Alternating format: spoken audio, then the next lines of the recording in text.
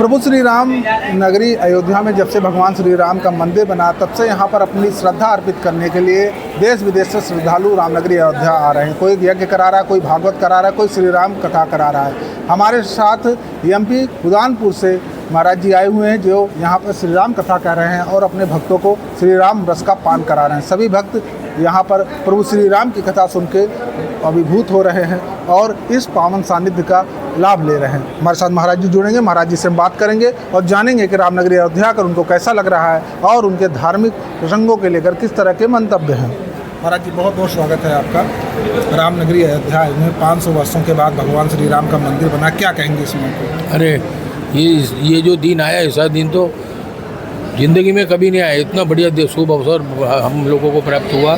बहुत बहुत सुंदर बना। हमारे यहाँ इसके जब मंदिर नहीं था उस समय भी हम 3-4 बार आए थे यहाँ। बाकी उस समय जो मन में एक व्यथा थी, इस व्यथा को हमारे मोदी जी ने दूर किया। श्री राम कथा का सार क्या है? रामनगरी अयोध्या में आप श्री राम कथा सुना रहे हैं, काफ़ी लंबा समय लगता है राम कथा सुनने में, लेकिन एक सार हो जो वो भक्त जो नहीं सुन पा रहे हैं, जिनके पास इतना समय नहीं है, उनके लिए क्या संदेश रहेगा? देखिए, सबसे बड़ी बात ये है कि राम का जो जन्म हुआ है वो राम का जन्म केवल मानव अवतार धारण किया है, मानव अवतार भगवान है। और आज जो है ना व्यक्ति डॉक्टर बन गया है, वकील बन गया है, एडवोकेट बन गया है, लेकिन मानव नहीं बन पाया। राम जी ने बताया कि मानव बनो और मानव में जो गुण धर्म होते हैं, आदर्श मित्र प्रेम, आदर्श पितृ प्रेम, आदर्श बंधु प्रेम, ये सब श्री राम जी ने बताया। गुरु जी ये बालक बता देंगे। चलिए, हमारे साथ महाराज जी जुड़े हुए तो उनके साथ तमाम भक्त भी आए हैं, उनसे भी हम बात करेंगे और जानेंगे कि रामनगरी अयोध्या आकर उनको कैसा लग रहा है। सर, कैसा महसूस कर रहे हैं प्रभु श्री राम की धरती पर? हम जैसे ही यहाँ पर उतरे, हम लोगों के सारे जितने लोग हमारे आए, आंख में एक अजीब सी सिहरन से आई और उसको देखकर जो है हमारा मन ऐसा हुआ है कि हमको ऐसा लग रहा है जैसे हमारे हजारों जन्मों के जो है पाप नष्ट हो गए सिर्फ इस धरती पर पैर रखते ही।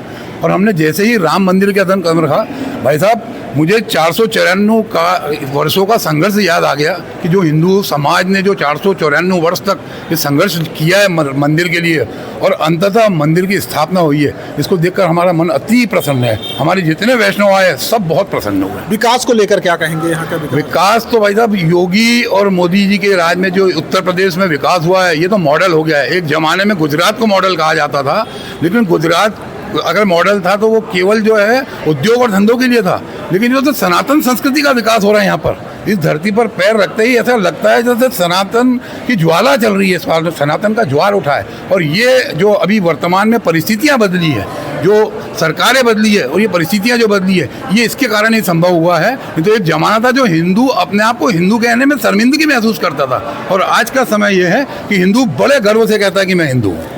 आज मोदी जी का जन्मदिन भी है, क्या कहेंगे अपने भारत के प्रधानमंत्री के लिए? क्या शुभकामनाएं? बस मैं तो ये कहूँगा कि ये अवतार है, ऐसे व्यक्ति ने बहुत दीर्घायु होना चाहिए और देश समाज की जो रक्षा कर रहे हैं, जो सेवा कर रहे हैं देश और समाज की, आप कल्पना नहीं कर सकते थे आज के 11 वर्ष पहले कि देश का जो बजट है वो इस प्रकार का होगा और सेना पर इतना बजट खर्च होगा, ये कभी कोई कल्पना नहीं कर सकते थे। आज हमारा देश चारों तरफ से सुरक्षित है।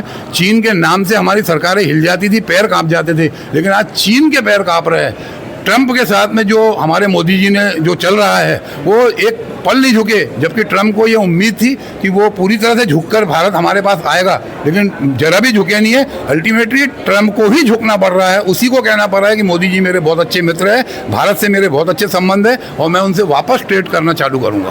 अयोध्या आने वाले जो श्रद्धालु आपके तरीके क्या संदेश देंगे, किस तरह से उनको यहाँ पे आमंत्रित? मैं अयोध्या के जो आते हैं श्रद्धालु उनसे एक ही संदेश दूंगा कि यहाँ पर किसी भी प्रकार की कोई गंदगी न फैलाए।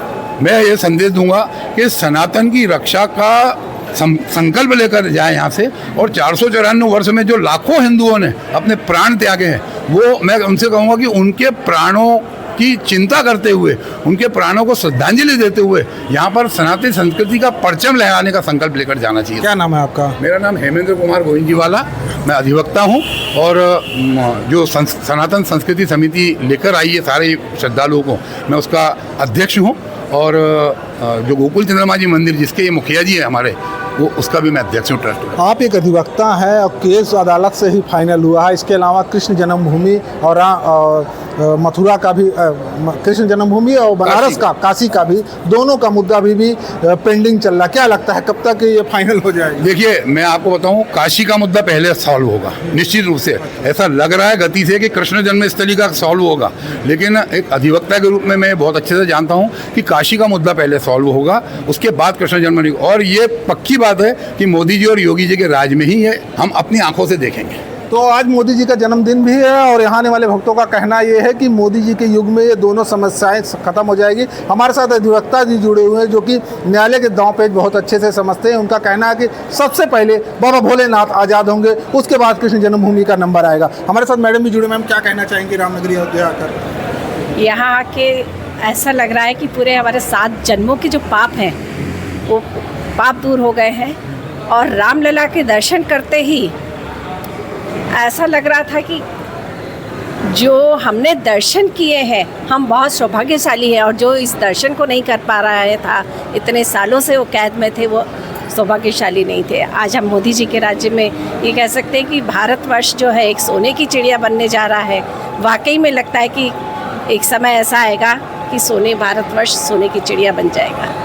कहना चाहेंगे हमारे साथ महाराज जी, कैसा लग रहा है रामनगरी अयोध्या में इस पावन पुनीत अवसर पे? अयोध्या में आते से ही हमको ऐसे लगा कि हम जो राम है, राम राज्य में उतर गए हैं। हमने यहाँ का जो विकास देखा, विकास देखने के बाद ऐसा लगा कि जैसे हम किसी बड़ी सिटी में आ गए हैं। इतना बढ़िया यहाँ पर विकास हुआ है, और जो रामपथ मार्ग बना है, और उसके साथ जो राम मंदिर का जो एंट्री गेट है, वहाँ पर जाते से ही हमको लगा कि हम किसी राजा के महल में जा रहे हैं, ऐसा हमको प्रतीत हुआ। राम मंदिर का जो निर्माण का स्ट्रक्चर हो, उस पे आप कह रहे हैं कि बहुत खूबसूरत लग रहा है। बहुत बहुत सुंदर लग रहा है, और जो पत्थर से काम हो रहा है, जो वहाँ पर सफाई से काम हो रहा है, और मेन बात जो वहाँ की व्यवस्था है, जो बुजुर्ग लोग हैं सीधे व्हील चेयर से उनको श्री रामलला के दर्शन होते हैं, और किसी प्रकार की कोई उन्हें दिक्कत नहीं होती। ये बहुत बढ़िया व्यवस्था हमको लगी यहाँ पर। मेरा नाम आदित्य शर्मा है।